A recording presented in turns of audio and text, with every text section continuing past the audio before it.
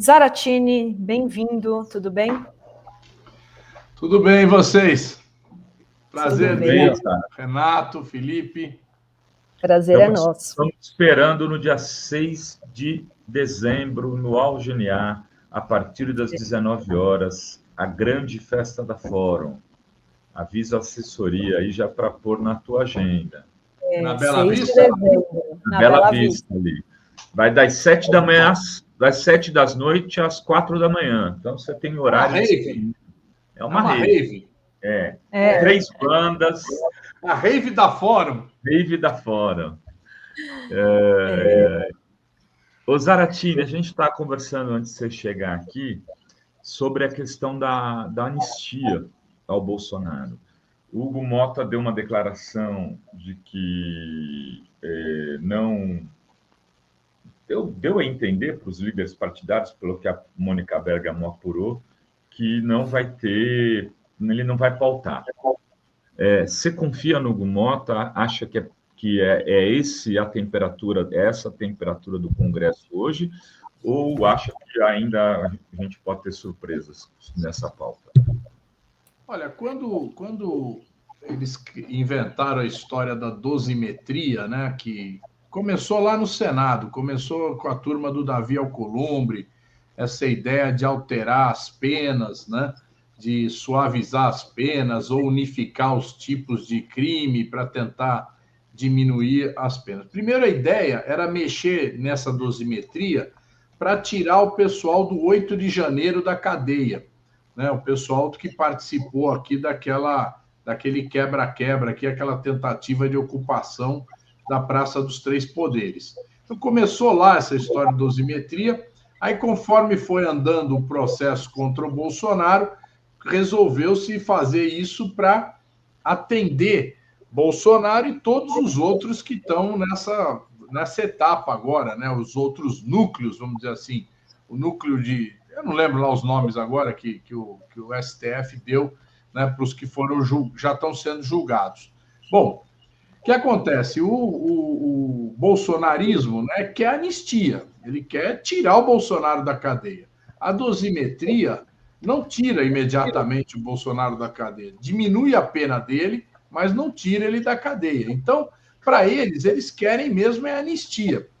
E o problema do Centrão é que o Centrão, para votar anistia, seria uma afronta ao Supremo Tribunal Federal. É uma coisa, você vê, o Supremo acaba de julgar, vai lá e faz uma ação dessa de anistia. Então, isso cria quase que uma desmoralização do Supremo. E o Supremo já mandou recado que, isso não vai ficar assim, né? Se aprovar isso daí. E tem muita gente, vocês devem estar acompanhando, tem muita gente investigada no Supremo por conta das emendas parlamentares e outras coisas, né? Agora temos aí o processo do Banco Master, que todo mundo sabe que tem gente envolvida, tem aquela ação que foi feita lá nas fintechs em São Paulo, né? Operação Carbono Oculto. Enfim, tem muita coisa aí que pode encrencar gente que é do Centrão. Então, o Centrão não me parece disposto a fazer um enfrentamento desses, não só contra o Supremo, mas até contra a opinião pública, porque as pesquisas também indicam uma maioria da população contrariamente à anistia.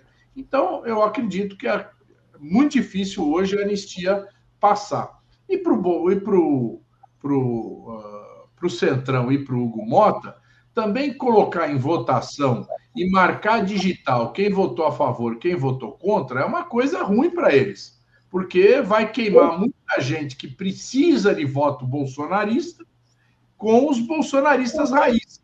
E você sabe o que eles fizeram com a Joyce Hasselmann, o que eles fizeram com outros políticos aí de queimação e de exclusão, cancelamento, né? O que aconteceu com a Joyce foi uma exemplar, né? Ela teve, sei lá, 1 milhão de votos numa eleição e na outra ela perdeu ridiculamente, né? Então, para eles é uma questão difícil de enfrentar e colocar o dedinho lá e marcar a posição. E pode acontecer um movimento que nem a PEC da blindagem, né? Ter uma mobilização que pode sair do controle deles e eles serem, né, aí, né, chegar nas ruas, né, a PEC da bandidagem. Pode ter um... Pode ter. Eu acho que se marcar essa votação, vai ser uma mobilização grande, uma reação contrária muito grande, popular, com gente nas ruas, com mobilização na internet. Então, acho que não vai ficar bom para eles colocar em votação isso agora e cria uma situação incômoda. Então, eu acho que a situação que vai prevalecer é não votar. Felipe, se você não tiver pergunta, eu tenho aqui. Eu tenho, mas faz a tua primeiro. Não, eu estou querendo saber, falando do Congresso como um todo, como é que está essa história do Messias, Zaratini? Como é que você avalia aí digamos, em duas partes, a decisão do Lula de primeiro retardar e depois rapidamente anunciar, segundo a imprensa, sem ter negociado direito com o Alcolumbre, isso, e agora a reação do Alcolumbre fazendo bico e não atendendo o Messias, e criando uma situação muito desconfortável aí para a sabatina e possível votação da nomeação dele, da escolha dele. Olha, eu sinto que o Lula, nesse mandato, ele resolveu fazer valer as suas prerrogativas, né? As prerrogativas da presidência. Vocês viram naquele caso do IOF, né? O IOF poderia e pode ser alterado por decreto as alíquotas, né? E aí foi derrubado o decreto aqui na Câmara, no Senado, e o Lula foi ao STF, o governo foi ao STF para prevalecer o direito de indicar qual deve ser as alíquotas do IOF. E agora, no mesmo caso, o Lula está muito claro, falou, olha, quem indica sou eu. Eu acho que o Lula até estava disposto a negociar e conversou muito nesse período todo para ver como é que resolvia, né? Até acho que havia na própria cabeça dele uma dúvida se era melhor o Pacheco ou era melhor o Messias, mas eu acho que a postura do Davi levou a uma certa decisão dele, falar, não, é isso, quer dizer, ele quer indicar? Então vamos ver quem é que indica. E indicou o Messias e tenho certeza vai lutar pela aprovação do nome do Messias. O Zaratini, eu nem me preocupo muito com esse fato. Eu acho que vai acontecer. O Davi Alcolumbre já tem jurisprudência, estamos usando muito esse termo hoje. Fez isso com o Bolsonaro, na indicação do André Mendonça, deixou lá o André Mendonça de molho porque ele era presidente da CCJ. Eu estou preocupado com outras coisas com relação ao Congresso. Você acha que esses, vamos chamar de desencontros, prejudicam ainda mais a comunicação da base do governo com o Congresso? Porque já se fala no Senado de um desentendimento entre o Jacques Wagner e o Alcolumbre. Na Câmara, o Hugo Mota começa a falar de rusgas com o Lindbergh. Como é que está essa situação? Como é que a gente explica e como é que o partido age diante dessa situação? Olha, tem um caldo aqui que é o pagamento de emendas parlamentares, né? O pagamento das emendas, ele está bastante atrasado, né? Para essa época do ano que nós estamos entrando em dezembro. Nós temos aí uma quantidade de emendas não pagas e não empenhadas muito grande. E isso por conta de que só foi votado o orçamento em abril, né?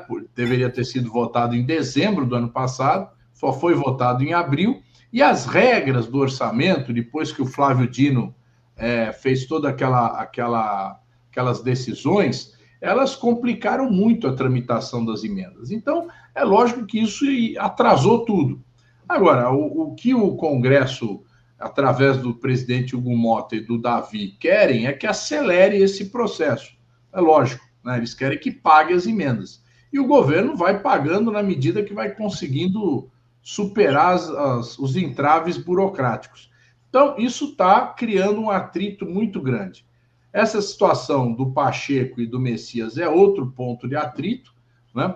E existe aqui uma postura do Hugo Mota que, às vezes, ele quer resolver as coisas no bate-papo, né? E não entende que a posição do PT é uma posição contrária a diversos pontos que estão na pauta. Então, por exemplo, essa questão do projeto de lei aí das facções criminosas. É um projeto de lei que foi feito pelo governo. Ele, no afã de agradar o Tarcísio, que é o candidato deles, vamos lembrar que o candidato do Centrão é o Tarcísio, mais do que do Bolsonaro, né? E para agradar o Tarcísio e para ajudar a candidatura do Derrite, votou o Derrite. Isso criou um problema, inclusive, com a bancada da bala. Porque a bancada da bala fala, pô, vem um projeto desses e pega um cara que nem está cumprindo o mandato e põe o cara para relatar, em vez de ser um dos nossos aqui, né? Isso também criou um problema com a bancada da bala. E aí fizeram aquela primeira versão do projeto, que era um absurdo, que ele equiparava os crimes das facções ao terrorismo e colocava uma série de regras que obrigava a Polícia Federal a pedir licença aos governadores para poder fazer investigação nos estados. Então, o que acontece? Começou um conflito ali, indicação do Derrite, a péssima qualidade do relatório dele. Ele fez 6 versões, mas a 6ª versão ainda não atendia aquilo que era uma das questões fundamentais, né, que era a questão dos recursos financeiros, né, que ele distribuía esses recursos para as polícias estaduais, recurso que é da Polícia Federal. Então, isso tudo criou, né, uma situação também de bastante divergência entre o presidente, Hugo Mota, e o líder da bancada nossa do PT, o Lindbergh, né? Então, é uma situação que... Mas é uma situação de uma disputa política. Nós não estamos aqui fazendo disputa de agressão ou nada contra o presidente. É uma disputa política. E ele tem dificuldade de entender essa disputa política. Pois é, né? A fala dele, não quero ter relação nenhuma com o líder do PT, mas ele tem que ter relação porque ele é o presidente da Câmara, né? Não tenta falar isso, né, Zaratini? É muito infantil. A gente acha assim que não tem, quer dizer, não é disputa política vai existir. O próprio presidente lá, o líder do PL, o Sóstenes, falou: eu vou romper, estou rompido com o Hugo Mota, porque ele não quer votar anistia. Então, isso aqui, se for negócio agora de todo mundo romper com quem diverge politicamente, nós vamos ter muito problema mesmo, porque ninguém vai conversar com ninguém aqui. Vai ficar meio esquisito o negócio. E a gente tem que conversar até para definir pauta, definir uma série de situações em que o Congresso tem que agir de forma combinada, ainda que haja oposição e situação, todos os tipos de divergência, né? Agora, esse projeto da antifacção com o Derrite foi muito mal, assim, porque ele não ouviu ninguém, não levou para a comissão, apresentou em 2 dias o relatório. Você acha que essa questão do financiamento da PF pode ser corrigida no Senado, pelo Alessandro Vieira, que é o relator lá, e aí, se voltar para a Câmara, tem chance de se resolver? Ou a Câmara vai brigar pelo parecer do Derrite para voltar à versão do Derrite? Olha, isso vai depender muito da habilidade aí do relator lá do Senado, né? Porque se ele fizer um processo em que ele dialogue aqui com a Câmara, eu acho que vai acabar prevalecendo um acordo.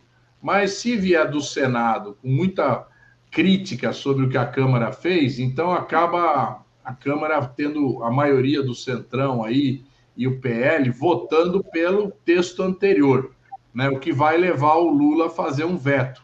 Então, é uma situação em que a gente precisa pensar também que essa lei ela precisa entrar em vigor logo, né? Porque nós precisamos combater o crime organizado. Então, não dá para ficar também nesse vai e vem, é melhor chegar logo num acordo. E eu acho que a melhor situação é modificar esse ponto, né? Ajustar o outro ponto que está mal colocado também, que é o perdimento de bens, né? Que é uma coisa fundamental nesse processo, que é você, logo que houver a atuação da polícia, já aconteceu o perdimento de bens, não deixar isso para o final do processo.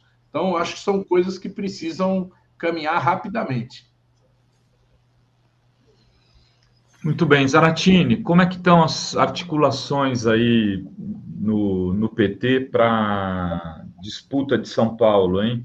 Você que é um cara atualizado, uma das lideranças mais importantes do partido, um dos deputados mais experientes. Agora, imagina, hein? A gente se conheceu, você ainda estava tentando se eleger a estadual. Agora você já tem quase 30 anos de mandato. Eu acho que a situação de São Paulo está uma situação favorável. Olha só, o Tarcísio tem um governo que é uma nulidade, é um governo péssimo, entende? Que se dedica a privatizações, privatizou a Sabesp, privatizou linhas de metrô, de trem, agora está ampliando as privatizações nas rodovias, aumentando o número de pedágio, né? E é um governo que não tem o que mostrar. Não tem o que mostrar, é uma nulidade, é um governo fraquíssimo, não tem políticas sociais. A política social que ele fez lá, eu não me lembro o nome do programa, que é uma bolsa de estudo, com curso, e depois arrumar um emprego, é para 35 mil famílias. Nós temos mais de 3 milhões de famílias no Bolsa Família em São Paulo. Ele faz um programa para 35 mil. Então, é tudo muito pequeno, muito... os projetos de moradia dele são projetos que não têm nenhum... Ele utiliza recursos do Minha Casa Minha Vida e bota a placa do programa dele, né? A educação inventou a tal da plataformização, que o estudante ele estuda pela plataforma. O que está acontecendo? O nível, as notas dos estudantes estão caindo fortemente. Então, é um governo realmente fraco e ruim, né? Agora, nós temos que mostrar isso. A população ainda assiste muita propaganda. A presença do Tarcísio na internet é fortíssima, é fortíssima. Ele gasta muito dinheiro nisso, né? Então, nós vamos ter que ter um processo de enfrentamento grande aí. Segunda coisa, então, primeira coisa, ele é um governo fraco. Se ele for candidato ao governo, é lógico que é mais difícil ganhar dele do que ganhar de outro nome. Mas a gente tem com todas as condições de disputar. Segunda coisa, se ele for para presidente, vai se instalar ali uma disputa para ver quem é o candidato que vai suceder o candidato do grupo, ou se vai ser mais de um candidato. Então vai ter uma outra disputa, né? E nós temos aí o nome do Geraldo Alckmin, que é vice-presidente, pode ser candidato a governador, mas tem sido um ótimo vice-presidente. Eu não sei se o Lula vai abrir mão do Geraldo Alckmin.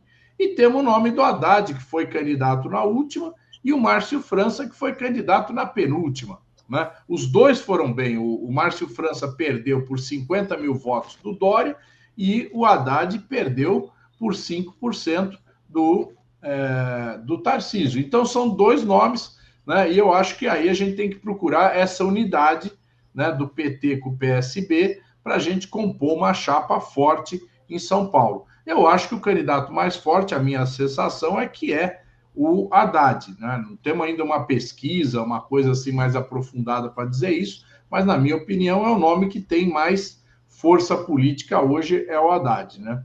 E eu acho que acaba ele vindo então para candidato. Mas nós não podemos deixar de fazer um acordo com o PSB. Acho que isso é muito importante. Zaratini, eu tenho defendido a tese aqui há um bom tempo, e acho que o Renato já comprou essa tese também, de que a família Bolsonaro não vai largar esse osso, não vai apoiar ninguém, porque nada interessa para eles uma nova liderança de direita surge, ainda mais com o Jair preso, né? Você acha que é uma boa possibilidade do senador Flávio Bolsonaro ser o candidato a presidente pelo PL e dividir a direita na próxima eleição, ou você acha que essa hipótese deve ser rechaçada, não vai acontecer? Eu estou de acordo com você. Eu acho que é a ideia mais provável, né? Mais provável por quê? Porque, de um lado, eles não têm uma confiança no Centrão, né? Então, o Tarcísio hoje é o nome do Centrão, é o nome que está, vamos dizer assim, todos os outros candidatos abrem mão para o Tarcísio, né? Acaba sendo ele o nome mais forte, mas eu vejo também que o Tarcísio sente a necessidade de ter o apoio do Bolsonaro, porque o Centrão não é bom de voto para presidente, não. Eles são bons de voto para eleger deputado, com muito dinheiro. Com muito, muito, muito dinheiro, né? Agora, para eleger presidente, eles nunca tiveram uma base capaz de fazer isso. Quem tinha isso era o PSDB antigamente, que tinha vários governos estaduais, que vinha de um processo histórico da redemocratização, mas acabou naufragando, né? Então, hoje o que tem é o bolsonarismo. O bolsonarismo tem voto. Vocês viram a eleição de São Paulo, né, onde o Pablo Marçal, ele quase foi para o segundo turno. E nem o PL apoiava ele. Ele estava num partido micro aí. Acabou ele quase indo para o segundo turno, né? Vocês viram o próprio Tarcísio ganhou do Rodrigo, né, com uma facilidade muito grande. O Rodrigo tinha a máquina, tinha não sei quantos, mais da metade dos prefeitos apoiando ele, né? Então ele estava numa situação muito confortável e ficou fora do segundo turno. Então, evidentemente que eles têm medo de que existe a força eleitoral do bolsonarismo que pode impulsionar um candidato, seja o Flávio, seja um outro nome aí que eles queiram lançar. Eu acho que isso é uma possibilidade grande de ter esse racha aí entre a extrema-direita e a direita tradicional. Mas numa candidatura do Flávio, trabalhar no Flávio parece o mais provável nesse momento, né, Zaratini? O nome do Flávio? Do núcleo familiar, né? Porque acho que a Michelle, os filhos não querem. O Eduardo Bolsonaro se queimou, talvez não possa nem voltar, seja preso. O Bolsonaro está preso, o Carlos Bolsonaro é maluco, a menina é muito nova, e o outro garoto lá, vereador não tem a menor condição, sobrou o Flávio. Resta um. Se for alguém da família, eu acho que será o Flávio. Não acredito na opção Michele. Em sendo ele, a minha opinião é que ele tem 30% dos votos. Ele tem 30% dos votos no primeiro turno. Quer dizer, inviabiliza a candidatura Tarcísio. Aí pode sair um Ratinho, pode sair um Caiado, pode sair alguém aí, né? O próprio Eduardo do Rio Grande do Sul, porque o Aécio está falando que o PSDB tem que ter candidato. Pode vir alguém assim, você não concorda comigo? Eu acho que pode acontecer até um cenário em que o bolsonarismo tem um candidato, você tá colocando aí o nome do Flávio, né, como o nome mais forte nesse momento, e aí eu acho que o Tarcísio recua. Eu acho que se sair o nome do Flávio, o Tarcísio volta, fica para governador, e aí vai ter uma disputa. Caiado, Eduardo Leite, Ratinho, sei lá quem mais, e pode ser que saiam todos. Pode ser que saiam todos, porque aí também pode ter um interesse partidário de ter um candidato que coloque lá o número dele, que faça alguma votação, e isso, logicamente, vai apontar um segundo turno entre o bolsonarismo e o Lula, né? Esse vai ser o segundo turno pelo desenho que me parece mais provável hoje. Então, e acho que aí a gente tem todas as chances de ganhar o segundo turno com muita tranquilidade, porque com todo esse desgaste do bolsonarismo, eles não vão conseguir mais arregimentar quase metade dos votos, como fizeram na outra eleição, né? Zaratini, pode falar, vai. Não, é isso. Um segundo turno, Flávio Bolsonaro e Lula seria o segundo turno dos sonhos do Lula, né?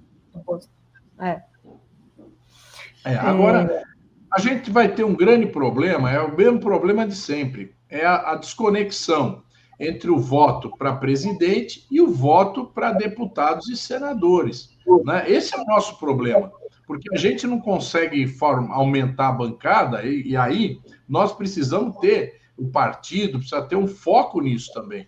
Nós precisamos ter um aumento da bancada do PT, dos partidos de esquerda, para que a gente consiga ter uma situação mais confortável no Congresso. O jeito que está aqui as coisas, é muito difícil a gente ter avanços sociais importantes. Por exemplo, escala 6x1.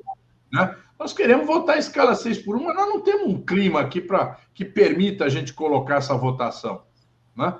Podemos insistir, talvez até, mas vamos perder. Nós precisaríamos colocar para ganhar. Né? Então, escala 6x1, precisamos ter mais deputados aqui, criar um clima melhor. Né? Avanços na educação, mais recursos para a educação, para a saúde, a questão do arcabouço, que é uma limitação enorme né? Do jeito que está o arcabouço, nós vamos ter problemas em 2027, 2028, né? Que vai ser quase impossível ter investimento público. Então, é necessário uma maioria aqui do campo da esquerda ou centro-esquerda para que a gente possa ter um avanço social significativo, né? Nós estamos tendo grandes problemas no país que precisam ser enfrentados. E isso se enfrenta a partir de uma mudança legislativa, né? Não adianta só o presidente querer se não passa aqui, né? Tem que aprovar aqui. O Zaratini, agora a gente tem uma pergunta da Nelly. Os 3 deputados fugidos do Brasil vão mesmo continuar, eles, seus assessores, recebendo salários e auxílios, mesmo sem trabalhar? Porque agora a gente tem mais um fugitivo, Ramagem, trabalhando normalmente lá de Miami. Veja só, nós estamos numa situação que cai naquela questão do Hugo Mota. O Hugo Mota, ele não quer quebrar o pau definitivamente com o bolsonarismo. Então, era já para ele ter acionado, né? E a gente sabe a força do presidente para votar alguma coisa na comissão de ética, ou mesmo a mesa da Câmara pode decretar a extinção dos mandatos, a suspensão dos mandatos, mesmo sem ter passado na comissão de ética. Então, o presidente poderia já ter tomado atitude, mas ele não quer enfrentar esse bolsonarismo. Ele quer falar, não, vamos esperar ele acumular faltas e aí a gente caça ele por falta, né?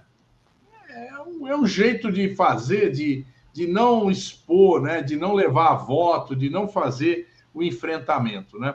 E isso acaba, né, mantendo essa força. Você viu a ocupação da mesa? A ocupação da mesa foi aquela esbórnia, né? E aquilo mostrou uma fraqueza do presidente, né? Uma fraqueza muito grande. Ele não conseguiu reocupar a mesa com a força que ele precisava ter, né? As punições são brandas, até agora ninguém foi punido efetivamente. Então, nós precisamos realmente ter uma injeção de coragem aí para enfrentamento dessas questões. Da nossa parte, nós estamos em todos os lugares onde é possível cobrando a extinção do mandato desses 3 aí. Agora do Ramagem, né? Mais recente, dos 2, né? A situação da Carla Zambelli é fantástica. A Carla Zambelli está condenada. Está condenada em última instância. Então, o que está faltando? Né? O Eduardo Bolsonaro, você pode fazer alguma análise, porque o cara ainda não foi condenado, mas ela está condenada. Então, não tem mais o que fazer. Transitou em julgado. Tem que acabar com o mandato, extinguir o mandato. Ô, Zara, uma curiosidade. Você falou para a governadora aqui do nome do Alckmin, do Márcio França e do Haddad. E para senador? Como é que... Porque aí há uma chance real, né, de conseguir uma vaguinha ali no sufoco, talvez, conseguir um mandato de senador, se tiver um bom candidato, popular, com votos, etc. O PT tem pensado nisso com carinho? Olha, nós estamos um pouco, vamos dizer assim, aguardando essa definição do governador, né? Nós precisamos resolver, porque, veja, se a vaga de candidato a governador é do PSB, né, o Haddad pode ser senador. Então, é um nome muito forte para o Senado, né? E aí uma outra vaga ficaria para algum outro partido aliado, né? Se o Haddad for o candidato a governador, aí teria uma vaga que eu acredito será do PT, mas ainda não tem um nome definido para essa vaga, né? Tem aí essa situação que foi lançada, que eu tenho muita simpatia, que é o nome da Simone Tebet, né? Caso ela venha para o PSB, porque o MDB é um outro problema, né? O MDB tem uma indefinição se vai ou não vai apoiar o Lula, né? Porque ainda quem controla a máquina do MDB é Michel Temer e Baleia Rossi. Então, vamos esperar que esses caras apoiem o Lula. Não vão apoiar, né? A não ser que haja uma reviravolta interna e a turma do Renan Calheiros, do Helder Barbalho, tomem lá conta da direção do MDB. Então, a Simone Tebet provavelmente virá para o PSB, né? Então, acho que é uma possibilidade grande dela ser candidata em São Paulo, porque eu acho que é um nome que vai bem aí entre os paulistas, né? Eu tenho defendido, viu, Zaratini, há muito tempo isso, com o risco de ser repetitivo, mas sendo repetitivo, desde a eleição do Lula, né, Renato? São aí 3 anos e eu falando dessa eleição do Senado, quanto que ela é crucial, vital para a manutenção da democracia. Perder o Senado para o bolsonarismo significa matar a democracia por dentro, abrir espaço para impeachment de ministro Supremo, etc. Eu tenho defendido a tese de sempre ter um candidato mais ligado à esquerda, um candidato do PT, do PSB, e alguém mais de centro-esquerda, mas, claro, alinhado com os princípios como a Simone Tebet. Eu tenho, inclusive, viu, Zaratini, usado a expressão precisamos de 27 Avas Santiago, porque a Ava Santiago desenvolveu um estilo de fazer política lá no interior de Goiás, dentro do PSDB, apoiando a candidatura do Lula no segundo turno contra a direção nacional do PSDB, não do PSB, que é muito característico, com características de comunicação muito própria. E acho que a gente precisa encontrar esses nomes, 27 nomes desse estilo, para se aliar a 27 nomes da esquerda e ter chapas em todo o país, para esses 2/3 de renovação. Eu acho que é isso. Nós precisamos ter uma ampliação aí de ampliação partidária. Hoje em dia, eu acho muito difícil a gente ter essa ideia de que vai vir algum partido do Centrão para o nosso lado. Acho muito difícil isso acontecer. Já falei isso aqui também outras vezes. Nós temos que ter uma ampliação do ponto de vista de dialogar com os setores da população que não são os nossos setores tradicionais, os trabalhadores, o povo mais pobre, onde o PT tem as suas bases mais fortes, né? Mas nós precisamos dialogar com os setores da classe média. Eu acho que agora, por exemplo, a partir do momento em que vigorar a nova tabela do imposto de renda, com a isenção até R$5.000, abre uma porta de diálogo com esses setores enorme, né? Eu acho que falta para nós também um diálogo com esse setor do empreendedorismo, né? Com o pequeno empreendedor. Falta aí uma discussão, falta uma proposta para esse setor também. Nós precisamos conversar com essa gente, né? Com uma gente muito numerosa e que emprega também muita gente. Então, eu acho que são dois setores de classe que a gente precisa ter uma conversa melhor, né? E eu acho que está dada essa oportunidade aí com a nova tabela do imposto de renda. Agora, logicamente, precisamos ter proposta para eles, né? Essa é a grande situação. E eu acho que a grande proposta é a gente dizer o quanto que nós podemos fazer no desenvolvimento do país, né? Criando oportunidades, tanto para o pequeno empreendedor, para que ele se engaje num processo de crescimento econômico, como para a classe média, que vai ter mais emprego, né? Essa discussão, por exemplo, o diploma não é importante, essa bobagem que o Tarcísio falou aí. Isso aí é um absurdo, não existe um desenvolvimento industrial se você não tiver tecnologia. E não tem tecnologia se você não tiver gente preparada para isso. Você precisa ter engenheiros, né? Você precisa ter engenheiros dos mais diversos tipos, desde engenheiro civil, engenheiro agrônomo, engenheiro químico, tudo isso você precisa desenvolver. Então, nós precisamos de educação forte para a nossa juventude, né? Para formar quadros intelectuais aí, para desenvolver o país, né, para puxar esse crescimento e, com isso, beneficiar todos os setores, desde a grande indústria até o microempreendedor, o pequeno empreendedor, que vai participar também desse arrasto, né? Quer dizer, vamos crescer, vem todo mundo junto, né? Eu acho que essa é a grande discussão que nós precisamos no país hoje. Qual é o desenvolvimento que nós queremos para o país? Qual é o processo de crescimento e como nós vamos beneficiar um arco de empreendedores dos mais diversos tamanhos. Tem uma pergunta aqui da Ruth Zaratini, e a reforma administrativa? Ela pede para você falar sobre isso. Olha, reforma administrativa, é lógico, a gente tem que manter nosso povo aí mobilizado, né? O objetivo da reforma administrativa que o Hugo Mota e o Pedro Paulo vêm criando aqui é no objetivo de realmente ir reduzindo o serviço público e tirando a importância dele, está de acordo com a ideia de privatização. Né? É uma coisa que vai terceirizando, né? Vai diminuindo cada vez mais e vai terceirizando. Nós queremos fazer com que o serviço público seja valorizado. Agora mesmo, o governo mandou um projeto aqui criando 8 mil vagas no MEC.